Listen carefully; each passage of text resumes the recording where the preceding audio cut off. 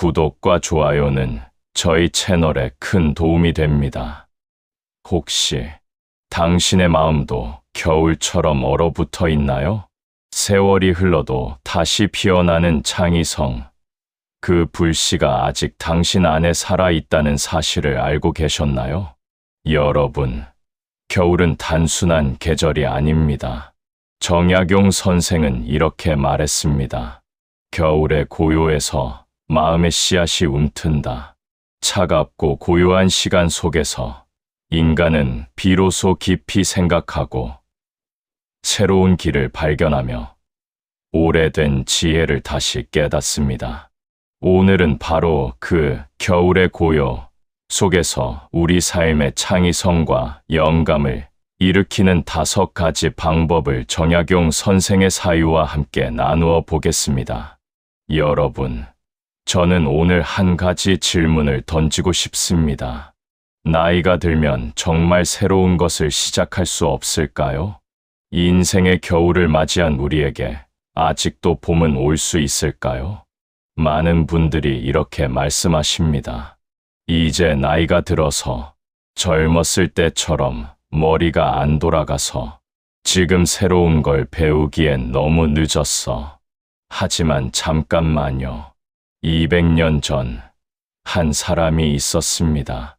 그는 57세의 나이에 유배형을 받았습니다.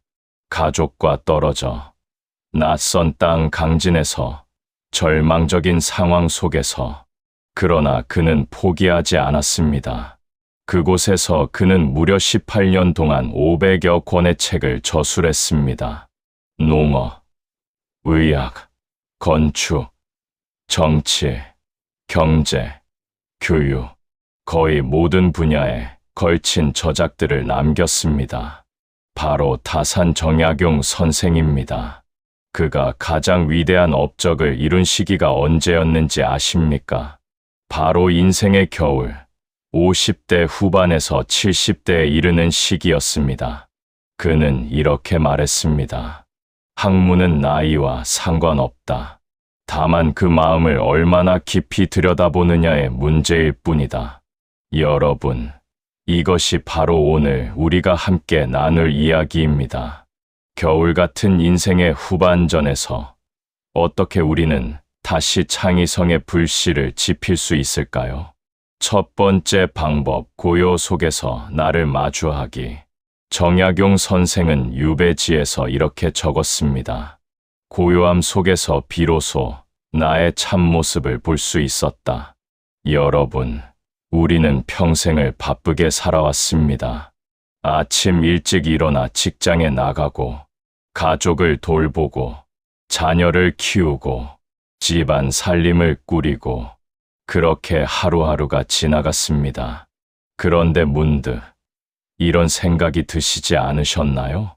나는 과연 누구인가? 나는 무엇을 좋아하는 사람이었나? 내가 정말 하고 싶었던 것은 무엇이었나? 한 73세 할머니의 이야기를 들려드리겠습니다. 평생 남편과 자식들을 위해 살아온 분이었습니다. 은퇴 후 홀로 남았을 때 처음으로 이런 질문을 스스로에게 던졌다고 합니다. 이제 나는 무엇을 할까? 그분은 조용히 앉아 자신의 인생을 돌아보기 시작했습니다. 그리고 문득 떠올랐습니다. 어린 시절, 그림 그리기를 너무나 좋아했던 자신의 모습을요. 그날부터 그분은 수채화를 배우기 시작했습니다. 처음엔 손이 떨려서 선 하나 제대로 긋지 못했습니다. 하지만 포기하지 않았습니다. 5년이 지난 지금, 그분은 지역 문화센터에서 전시회를 여는 작가가 되었습니다. 그분은 이렇게 말했습니다. 고요 속에서 나를 만났고, 비로소 내 인생의 봄을 맞이했어요. 정약용 선생의 말처럼 고요함은 단순한 침묵이 아닙니다. 그것은 자신의 내면을 들여다보는 시간입니다. 바쁜 세상의 소음에서 벗어나 진짜 나 자신과 대화하는 시간입니다. 여러분께 제안합니다. 오늘 저녁 10분만 조용히 앉아 보십시오. TV도 끄고 핸드폰도 내려놓고 그저 고요 속에 자신을 맡겨보십시오. 그리고 이렇게 물어보십시오. 나는 무엇을 좋아했던가? 내가 진짜 하고 싶은 것은 무엇인가? 아직 내 안에 어떤 꿈이 남아있는가? 정약용 선생은 말했습니다. 마음의 고요가 지혜의 시작이다. 바로 이 고요 속에서 창의성의 첫 번째 씨앗이 움트기 시작합니다. 두 번째 방법, 배움에는 나이가 없다는 진리. 정약용 선생은 60세가 넘어서도 이렇게 말했습니다. 오늘 배운 것이 어제보다 한 뼘 더 자란 나를 만든다. 여러분, 혹시 이런 말을 들어보셨나요? Old dog can't learn new tricks. 늙은 개는 새로운 재주를 못 배운다는 서양 속담입니다. 하지만 이것은 완전한 거짓말입니다. 현대 뇌과학이 밝혀낸 놀라운 사실이 있습니다. 우리의 뇌는 나이와 상관없이 계속 성장한다는 것입니다. 이것을 신경가소성이라고 합니다. 70세, 80세에도 우리 뇌는 새로운 것을 배우고 새로운 신경회로를 만들어낼 수 있습니다. 한 68세 할아버지의 이야기입니다. 평생 은행원으로 일했던 분입니다. 은퇴 후 손자가 컴퓨터 게임을 하는 모습을 보다가 문득 이런 생각이 들었다고 합니다. 나도 저걸 배울 수 있을까? 주변 사람들은 말했습니다. 할아버지 나이에 무슨 컴퓨터를 배워요. 그냥 쉬세요. 하지만 그분은 포기하지 않았습니다. 지역 도서관에서 운영하는 컴퓨터 교실에 등록했습니다. 처음엔 마우스 잡는 법부터 배웠습니다. 5년이 지난 지금 그분은 유튜브 채널을 운영하고 계십니다. 할아버지의 게임 도전기라는 채널로 7만 명의 구독자를 보유하고 계십니다. 그분은 이렇게 말합니다. 배움의 나이는 숫자일 뿐입니다. 중요한 건 도전하는 마음입니다. 정약용 선생도 유배지에서 끊임없이 배웠습니다. 농민들에게서 농사법을 배우고 어부들에게서 물고기 잡는 법을 배우고 아이들에게서 순수함을 배웠습니다. 그는 이렇게 적었습니다. 세상 모든 사람이 나의 스승이다. 나이가 어리든 많든 신분이 높든 낮든 배울 것은 배워야 한다. 여러분, 아직도 늦었다고 생각하십니까? 모차르트는 35세에 세상을 떠났습니다. 그렇다면 여러분은 지금 모차르트의 인생보다 더 긴 시간을 살고 계신 겁니다. 칸딘스키는 30세에 그림을 시작했습니다. 모세 할머니는 78세에 그림을 시작해서 101세까지 그림을 그렸습니다. 임권택 감독은 80세가 넘어서도 영화를 만들고 계십니다. 나이는 숫자일 뿐입니다. 중요한 것은 지금 이 순간 무엇을 시작하느냐입니다. 오늘부터 시작해 보십시오. 작은 것부터 시작하면 됩니다. 항상 배우고 싶었던 악기가 있으신가요? 읽고 싶었던 책이 있으신가요? 가보고 싶었던 곳이 있으신가요? 정약용 선생의 말처럼 배움은 봄에 씨를 뿌리는 것과 같다. 언제 시작하든 정성을 들이면 반드시 열매를 맺는다. 세 번째 방법, 경험을 지혜로 승화시키기. 정약용 선생은 이렇게 말했습니다. 젊음은 열정을 주지만 나이는 지혜를 준다. 여러분, 50년, 60년, 70년을 살아오셨습니다. 그 세월이 결코 헛되지 않습니다. 젊은이들은 정보를 많이 알고 있을지 모릅니다. 하지만 여러분은 지혜를 가지고 계십니다. 정보와 지혜의 차이가 무엇일까요? 정보는 무엇을 아는 것입니다. 지혜는 왜 그리고 어떻게를 아는 것입니다. 한 65세 할머니의 이야기입니다. 평생 음식점을 운영하셨던 분입니다. 코로나 시기에 식당 문을 닫아야 했습니다. 절망적이었습니다. 평생 해온 일을 더 이상 할 수 없게 되었으니까요. 하지만 그분은 포기하지 않았습니다. 40년간 음식을 만들며 쌓아온 경험을 떠올렸습니다.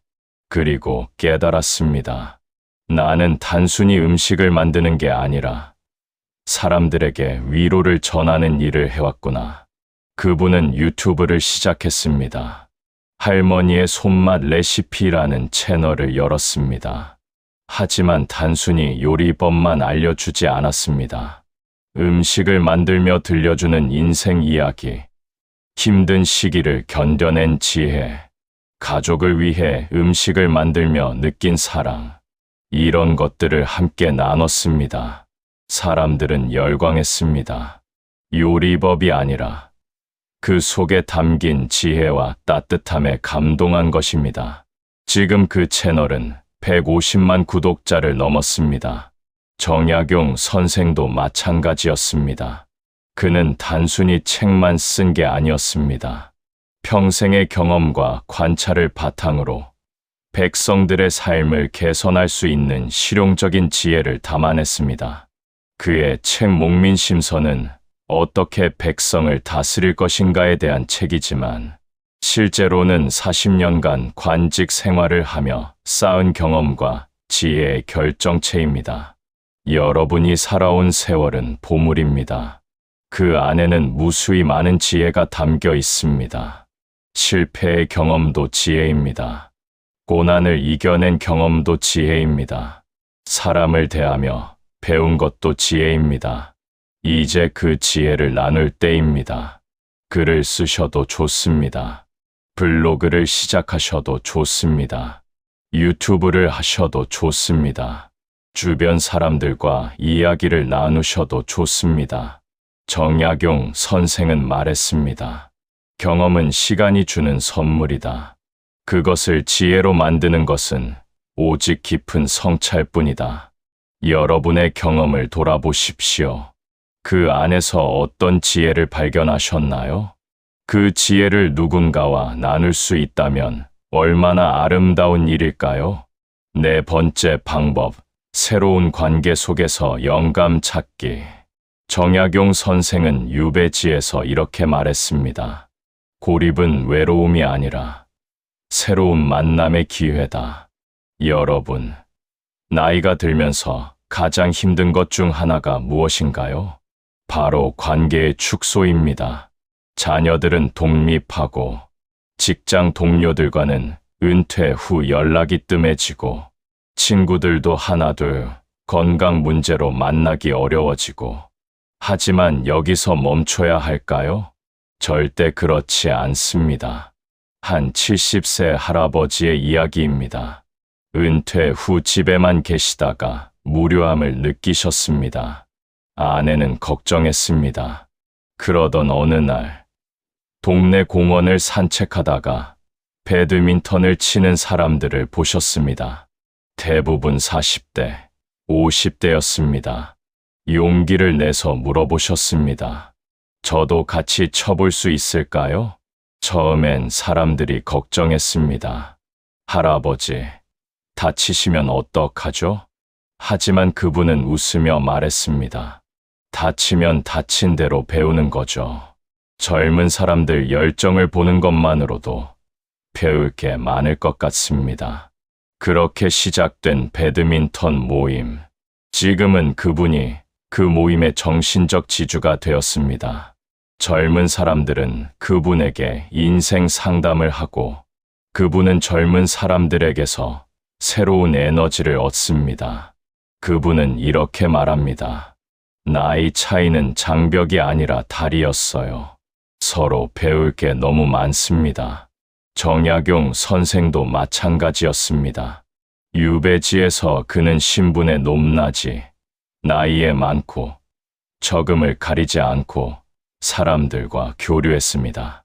농민들과 함께 밭을 갈며 이야기를 나누고 어린 학생들을 가르치며 그들의 순수함에서 배우고 다른 유배객들과 학문을 토론했습니다. 그는 이렇게 적었습니다. 사람은 관계 속에서 성장한다. 새로운 사람을 만난다는 것은 새로운 세계를 만나는 것이다. 여러분께 제안합니다. 오늘부터 새로운 모임에 나가 보십시오.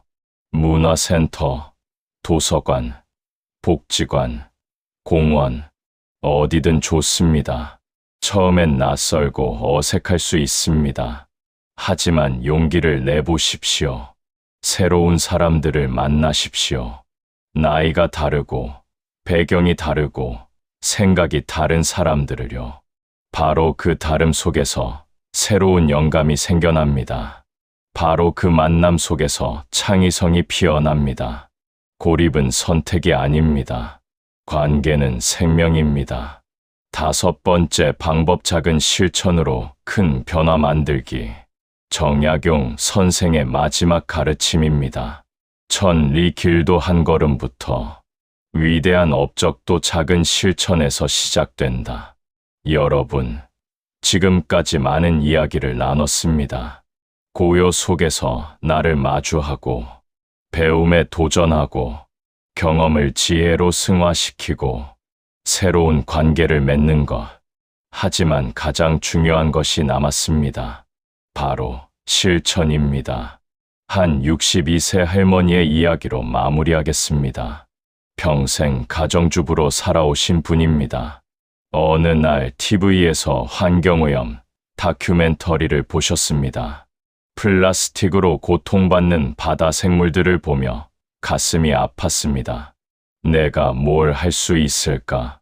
그날부터 작은 실천을 시작했습니다. 장 볼 때 장바구니를 들고 다니기 시작했습니다. 일회용품 대신 다회용품을 사용하기 시작했습니다. 그리고 이웃들에게 이야기했습니다. 같이 해보실래요? 처음엔 몇 명 안 되었습니다. 하지만 꾸준히 이야기하고 실천하는 모습을 보여주었습니다. 5년이 지난 지금, 그 동네는 제로 웨이스트 마을로 유명합니다. 200여 가구가 함께 환경 보호 실천을 하고 있습니다. 그분은 이렇게 말합니다. 나 하나 바꾼다고 세상이 바뀔까 싶었어요. 하지만 나 하나가 바뀌니까 내 가족이 바뀌고, 이웃이 바뀌고, 동네가 바뀌더라고요. 정약용 선생도 유배지에서 작은 실천을 했습니다. 매일 아침 일찍 일어나 글을 썼습니다. 하루에 단 몇 줄이라도 꾸준히 적었습니다. 그 작은 실천이 모여서 500여 권의 책이 되었습니다. 그 책들이 조선을 바꾸었고, 지금까지 우리에게 영감을 주고 있습니다. 그는 말했습니다. 큰 나무도 작은 씨앗에서 시작된다. 위대한 업적도 작은 실천에서 싹튼다. 여러분, 오늘 당장 할 수 있는 작은 일이 무엇일까요? 10분 동안 조용히 앉아 자신을 돌아보는 것, 새로운 것 하나를 배우기 시작하는 것, 자신의 경험을 누군가와 나누는 것, 새로운 사람에게 먼저 인사하는 것, 미루어왔던 작은 실천을 시작하는 것, 무엇이든 좋습니다. 중요한 것은 지금 여기서 시작하는 것입니다. 여러분, 처음 제가 드렸던 질문을 기억하시나요? 당신의 마음도 겨울처럼 얼어붙어 있나요? 이제 답을 찾으셨나요? 겨울은 끝이 아닙니다. 겨울은 준비의 시간입니다. 땅속 깊은 곳에서 씨앗이 봄을 준비하듯 우리 마음속 깊은 곳에서 창의성이 싹트기를 기다리고 있습니다. 정약용 선생은 75세의 나이로 생을 마감하기 직전 이런 글을 남겼습니다. 내 인생의 가장 아름다운 시절은 바로 지금이었다. 모든 것을 잃었을 때 비로소 진짜 나를 찾았고 진짜 삶을 살았다. 여러분, 지금이 가장 아름다운 때입니다. 50년, 60년, 70년을 살아오며 쌓은 지혜가 있습니다. 이제 그 지혜로 새로운 것을 창조할 때입니다. 나이는 숫자일 뿐입니다. 중요한 것은 지금 이 순간, 당신이 무엇을 선택하느냐입니다. 고요 속에서 나를 마주하고, 끊임없이 배우고, 경험을 지혜로 승화시키고, 새로운 관계를 만들고, 작은 실천을 시작하십시오. 그러면 여러분 안에 있던 창의성의 불씨가 다시 타오르기 시작할 것입니다. 겨울이 지나면 반드시 봄이 옵니다. 여러분의 인생에도 지금 이 순간부터 새로운 봄이 시작됩니다. 정약용 선생의 마지막 말씀으로 오늘 이야기를 마칩니다. 삶은 끝나는 순간까지 배움이고, 배움은 끝나는 순간까지 삶이다. 오늘도 배우고, 오늘도 살아가라. 그것이 인간의 가장 아름다운 모습이다. 여러분, 오늘도 배우십시오. 오늘도 살아가십시오. 오늘도 창조하십시오. 당신 안의 겨울은 끝나고 새로운 봄이 시작됩니다. 지금, 이 순간부터 감사합니다.